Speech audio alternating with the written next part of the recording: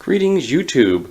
I am now at the stage where I'm going to start improving my tool bench. One of the first things I needed to do before I started this process was get the light hooked up. So now I have this light strung up here, and it's coming off of this power cord, which is going over to my power box. This is plugged by the power box there. I also have this small work light aimed here, but when you turn the power strip on, I get light on the belt sander. I have to point it at the grinder if I want to use that. At some point, I'm hoping I can get myself an inexpensive, another one of those strips and put it over here. But at the moment, I have this already, so it works sufficiently. At the moment, I've really only been using the belt sander. I haven't really been using the grinder for much. And just having it wired right into the power strip means I turn the power strip on so I can access those two tools. The light comes on automatically. And then we also have the stand, which is hopefully going to someday hold a drill press. And when I initially got this, my thought was I would come in and then I would replace this MDF top, which has got soaked in gun oil, with a 3/4 inch plywood top, which is what this is. I took the measurements and I bought a pre-cut piece of plywood, which is 2x4, which is slightly larger than the one that's there, but that's not a problem. I mean, it's only a couple inches in either direction. So I didn't have to do any cutting, which is great. Then I put it down here just to look at it, just to get an idea of what it's going to look like. And it occurred to me, why change the top out? Because if I do that, I have to measure out the holes that I have to pre-drill in this before I could replace it. Also, this is a metal bench. It doesn't weigh all that much. So having the MDF there adds a good deal more mass to it. So I kind of like that idea. So I'm just going to center it up because it's, to make sure that it's, evenly spaced on either side. Clamp it in place and then drill up through the bottom. And this also means I'll have more points of contact for screws, because now I don't have to worry about measurements. I can just put a couple, put 3 on either side, on the 2 short sides, put 4 in the front, and then I can put a few in the middle, because that I would not normally be able to access, because there would be nowhere to drill through in the middle, and now there will be. So that's kind of cool. So I got my drill down here and my drill bits to start that process. I already have some fasteners. Up here I'll be using some square drive 1.5 inch, square drive 1.5 inch wood screws, which don't need pre-drilling because they already have tips that cut into the wood to start your drilling process, so that's really convenient. I also have a countersink drill, which I really don't think I need the countersink. I'm not too worried about if I muck up the MDF ever so slightly, who cares? I'm never going to see it again. I also have hardware for my vise, which is going to go right here. So I will still probably put a single fastener here right in the corner, but then there's going to be holes here and here for the drill itself. So next up, start drilling stuff. I don't know if I've ever showed off this set of bits. It's from DeWalt. It has some of the most common star drives, Phillips heads, and square drive bits available on the market, both in some long and some short models. And this comes with a sleeved collar, which lets you hold this. It holds the fastener in place while you're drilling, so you don't have to worry about it falling out of place. And I really like this set, and it is this box is ridiculously overbuilt. It really is. It's completely over-engineered, and I'm very fond of it for that reason. I'm a firm believer that, if you're going to engineer something, over-engineer it. Okay, the top is now properly fastened to my bench. It isn't going anywhere. So I've been debating whether I wanted to clear coat this thing. But you know something? It's a work top. I'm just not going to worry about it. I mean, it was a $20 piece of plywood. If in the future I feel I need another $20 piece of plywood, I'll just take the screws out and put a new one in. Or if I feel I need to, I'll just turn this one over and reuse the other side. I can do that too. So now I'm going to lay out the holes for, or the first hole for my vise. First thing I'm going to do is I'm going to disassemble the vise, so I'm just dealing with this plate, because that's going to make my life a lot easier if I just have the plate. It'll also allow me to show you something that I discovered when I took apart the vise the first time. So here we have the components of the vise disassembled. We have the base, we have the locking nut that goes inside the base and allows the vise to be locked to the base. Then we have the fasteners that go in these holes to hold the whole thing together. Now, when I initially got this, I didn't actually play with it. So when I was just sitting around, my wife was on the computer, so I started muddling around with this thing. And I loosened the nuts here, these levers, which are the nuts of these bolts. And I realized that the vise didn't actually turn on this base. And I was confused by that. Like, why didn't it turn? It only had about that much range. It went back and forth about that far. So I took it apart. When you look at this, the inside of this is nice and clean. There's nothing in here to indicate why it wouldn't move. But then I looked at the nut. Now you notice that these are nice and shiny. I wish I had thought of getting some footage before I modified them. But what I did is I brought them to my belt sander and I took off probably a millimeter, if not a millimeter and a half, off of each side. Because this was raw metal. This was the cast surface.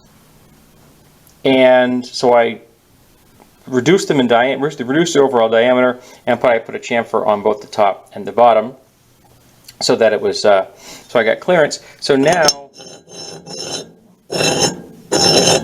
it turns. So when I have this set up, when I want to move the vise to differing angles, all I've got to do is loosen the nuts, move it, and tighten them back up again. I'm not going to have to worry about it binding on me because I've made sure, and you can see there's very, very little play. Because it's a cast object, it's not perfectly round, so the amount of play varies from spot to spot. But there is now a slight amount of play, roughly about probably half a millimeter or so, all the way around the device. And if I took a millimeter and a half off, you could see how tight it was when I started. It really was tight. It wasn't even sitting square. So now it is. So this means that I have this base here. I can now use it for the layout and not have to worry about so much about having this big bulky vise here. So my goal is to set it up like this. Now this is going to entail,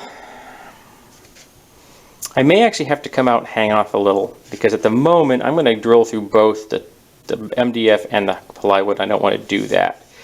I want to avoid that if I can. I want to go just through the plywood. So I may have to come out to here.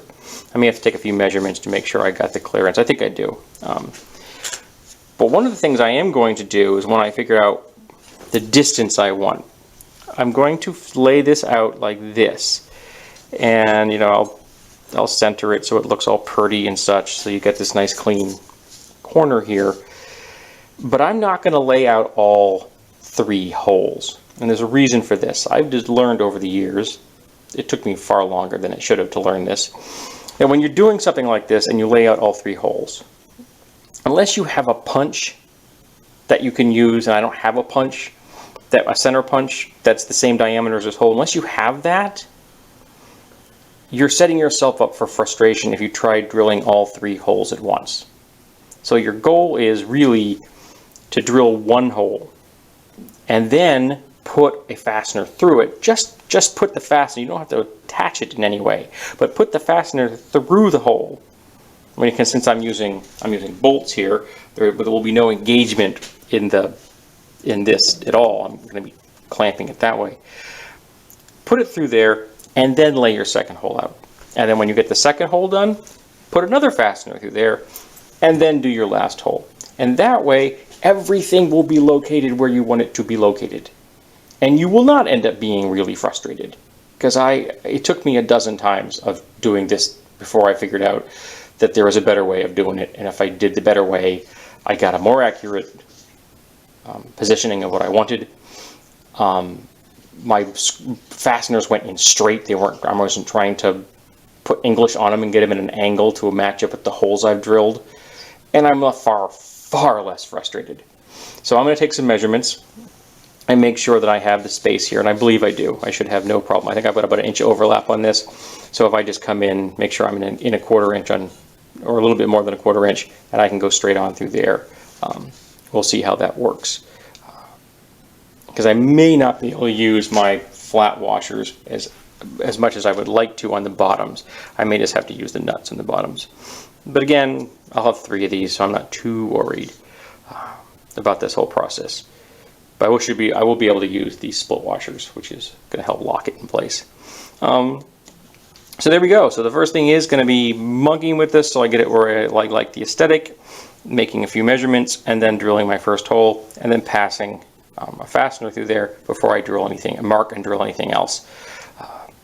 So we're off. And there we go. I've got it pretty much centered here. Aesthetically, though, I could have gone flush there. That would have been asymmetric, and that would have probably bugged me to no end. I don't mind having them hang over the edge a little bit, as long as it's symmetrical. Symmetrical is important to me. And wouldn't you know it, I'm halfway through this hole, and my battery died. And then I put the spare battery in, and it was also dead, which is why you hear one of the batteries in the background charging. I went and had lunch and came back after the first battery was charged. And it looks good. I brought out my little dirt devil to get to both take chips out of this while I was drilling, because I had to go through both the plywood and the MDF, also to vacuum out the drawer where the chips ended up falling into. I need a shop vac down here. I don't have one yet, so I need to get one, not only for general keeping the place clean, but my grinder has a vac attachment, so I could actually hook up the vacuum to the grinder, so while I'm grinding, it's sucking up the chips, which would be very convenient.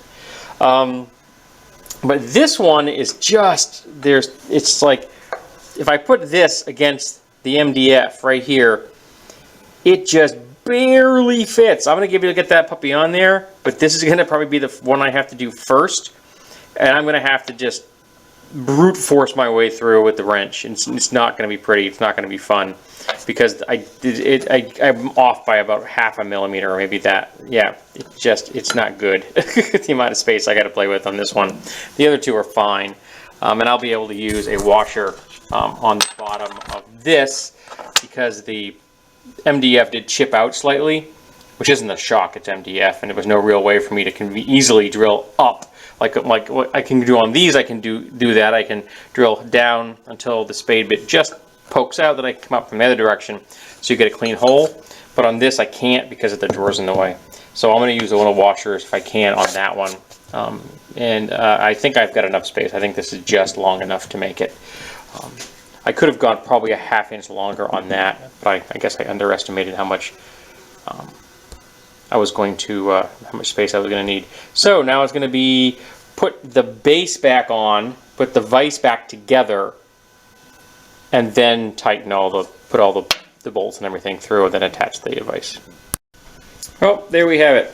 My workbench is now set up, and I now have a vise on it, and the vise is mobile, so I can turn it in any direction I want to put it. It is thoroughly attached. This one I was only able to use the nut and the oversized washer, which was really what I wanted. On this one I was able to use everything. I had the washer, nut, and a lock washer between the two, and on this one I was just able to use the nut, and it really is thoroughly tight. Take my word for it.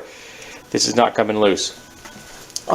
So yeah, I'm really quite pleased with how that all came out. So I have a couple extra fasteners left over. I'll find a use for them. You can always find a use for fasteners. I often find myself in need of large washers when I'm doing weapons projects. Always seems to be short one. And one thing that you may notice is at the moment I have a mishmash of lights. I have a fluorescent bulb here, which is yellow.